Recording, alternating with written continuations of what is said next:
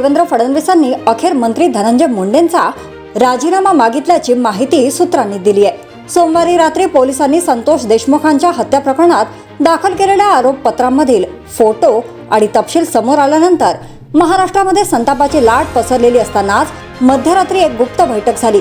या बैठकीमध्ये देवेंद्र फडणवीसांनी थेट धनंजय मुंडेंना राजीनामा देण्याचा आदेश दिलाय।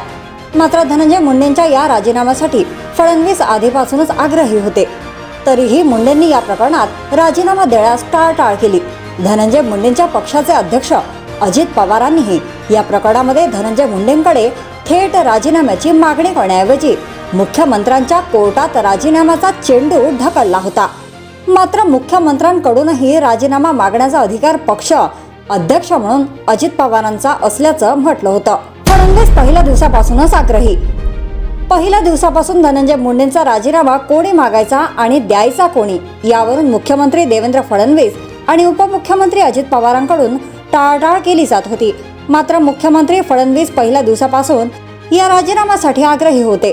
मात्र धनंजय मुंडेंनी या प्रकरणामध्ये मी निर्दोष आहे, या प्रकरणाशी माझा काहीही संबंध नाही असं सांगत राजीनामा द्यायला तयार नव्हते। अजित पवारांनी धनंजय मुंडेंचा राजीनामा द्यावा असं मुख्यमंत्र्यांनी अनेकदा प्रसार माध्यमांशी बोलताना सांगितलेलं। अजित पवार हे पक्षाचे अध्यक्ष असून मुंडे त्यांच्या पक्षाचे आमदार आणि मंत्री आहेत असं फडणवीसांनी म्हटलं होतं।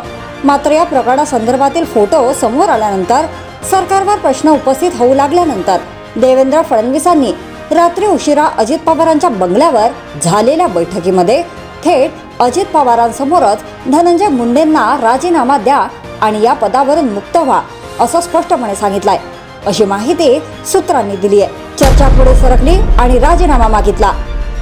राजीनामा कोणी द्यावा, मागावा कोणी, यामधून ही चर्चा पुढे गेली असून फडणवीसांनी मुंडेंना थेट पदावरून बाजूला व्हा आणि राजीनामा द्या असं सांगितलंय।